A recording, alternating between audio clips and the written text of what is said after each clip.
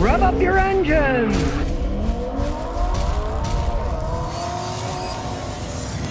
Here we got a problem. We got a Lincoln Town Car and it kind of shudders 40, 50 miles an hour. Now there's a zillion things that can do that.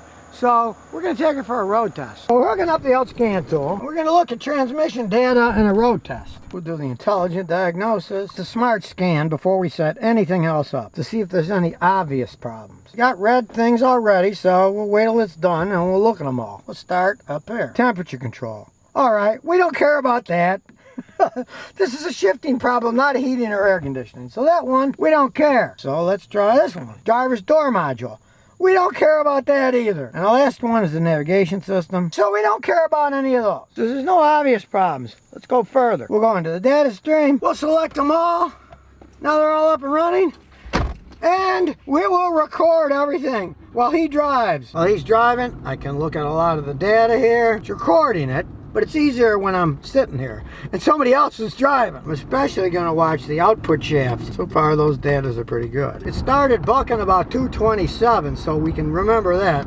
We'll look at 227 when we get back. Here's all the shift information here. That's stuff we're going to be watching. This isn't horrible, but it shows where. It shows that the shift time is 0.43 of a second. You can see here, when you go from 10 to 90%, power, the shift time is 0.43 of a second, but from 0 to 10% power, it's only 0.28. So it's taking longer to shift at a higher pressure of the engine. When you're accelerating more, it's taking longer than it is than when you're taking off. When you're taking off, the torque converter's slipping a little bit more than it should. You can see it's desired 1020. Now we know it's in the transmission. As you see the data, there's no misfires. The engine's running perfectly fine. This is a minor transmission fault. But now we got 9.5 minutes of data we can analyze. So our old think file here. And here's the Lincoln. And we want data stream playback.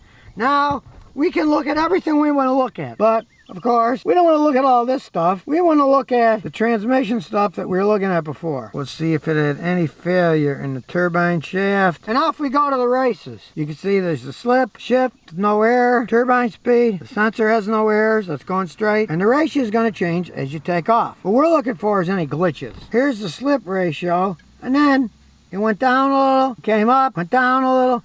That's it slipping. This is an old vehicle, but it doesn't have that many miles on it. It's only got like 78,000 miles. Here is what generally happens with these. The engines are extremely reliable and the transmissions are decent, but being one of the early computer-controlled transmissions of Ford, everything's computer-controlled, including the transmission torque converter slip ratio. As they age, these torque converters do have a nasty habit of slipping a little bit too much just from age and wear. It's a good thing this is an older car.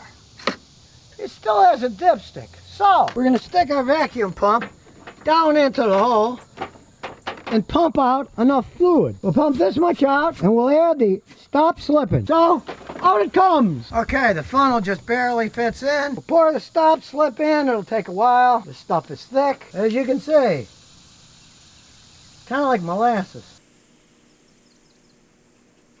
It's not all that bad, but if you're doing cold weather, this stuff will not come out for hours. Get your stove, get a little pan, fill it up with a bunch of water, heat it up, put this in, it'll heat it up, it'll flow a lot better. But in this case, we don't have to bother. It'll eventually all go in, take maybe 10 minutes. We're almost done. That horrible noise isn't the car, it's a school bus. What do you expect? That's about it. Now, of course, this isn't an instant fix, but sometimes as little as 10 or 15 miles, you can see a difference. The real thing is to leave it in for 200 to 250 miles and see what happens. Now, you never take it out anyways. You're going to leave it in, but give it driving experience, especially at highway speeds, which this guy does all the time. So it's good for him. He'll put those mileage on fast. If you're just idling around, you're not getting enough pressure. What's the transmission going to be spinning the fastest? When it's going the fastest, 60, 70 miles an hour. It will go through the system. It can make it, instead of shuddering, it can make it smooth. That's why it's anti-shudder. So if there are parts that maybe they're a little bit clogged, it can coat them. Or if you've got a problem with the solenoid sticking a little, this will lubricate the end of the solenoid so it's smoother. Just like anything that's made out of metal and plastic, you want to lubricate the parts that move, because eventually they can stick. And even though there's transmission fluid in there, I don't know, it's been around for decades. I've used it for decades. For American cars like this, now I wouldn't put it in a ZF Austrian-built automatic transmission. Use different fluids. But on American cars like this, it's an excellent additive to stick in when you see there's no obvious physical problems. There's no codes on the computer. None of the data shows any drop-offs where you're going all of a sudden the voltage goes to 0 and then comes back. All of those are clean. The scan tool showed us that. So we'll find out. I'll tell you guys what happens after he drives it 200 or 300 miles. And we'll know, but I've had really good luck with this stuff. 250 miles later, we'll find out.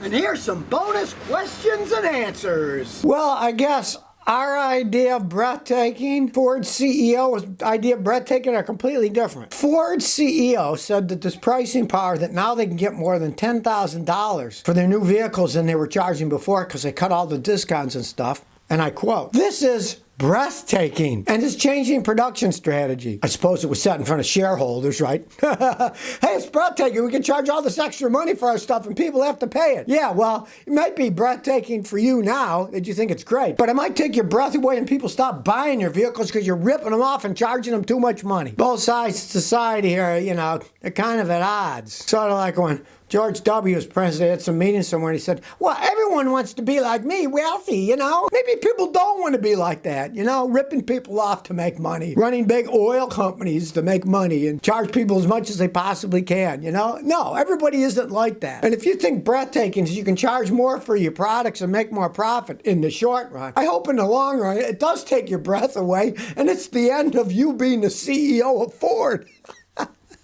That's one thing about the internet. It makes us all a fly on the wall. Somebody somewhere is listening and then go on the internet and tell you what actually happened. It's amazing that these guys will say this kind of stuff in front of people, especially since they're selling stuff to the public. But I guess, you know, they just can't help themselves.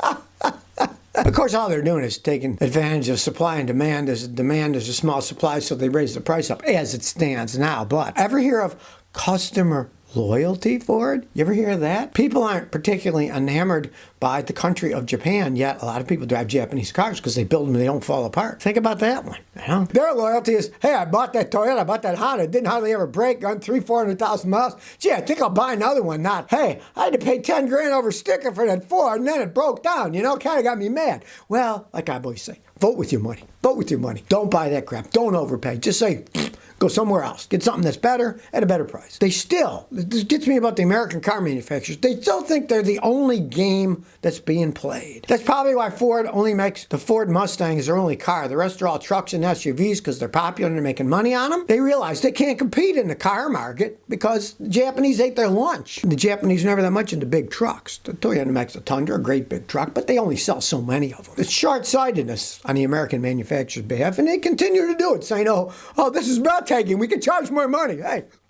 let it take your breath away. Maybe you'll learn something. In the long run, but of course by then you probably won't be CEO of Ford anymore. Kind of like hot potato. Who's Ford chairman now? Somebody else has got it. They dropped it. Somebody else got it. And then when they leave, they get a golden parachute. I think it's rotten to do that kind of stuff, and I hope it gets them in the end. Joey Carr asks, Scotty, I'm curious. Are the latest Volvos money pit cars and I should never buy them? Well, you know, the company got bought out by the Chinese a long time ago, right? And they say that eventually they're only going to make electric and hybrid cars. So one, I would not buy a gasoline or diesel modern Volvo because who knows how long they're going to be supplying parts for them. Realize there is no actual law, I did a video on that once, about making parts for cars. Some people used to say, well, you got to make parts for the cars for 10 years, la la la. No, that's a myth. They don't have to make anything if they don't want to. So you might not be able to get car parts for them. You might not be able to find mechanics that can fix them. Volvo repairs always were expensive. And they make good cars, up to a point. Then when they break, they cost a fortune to fix. So since they say they're going to transition towards electrical cars, I don't think I'd buy one. You know, I would never buy a new car anyways. They cost too much money. It's a waste. You know, the old Volvos, I had an aunt with a P1800.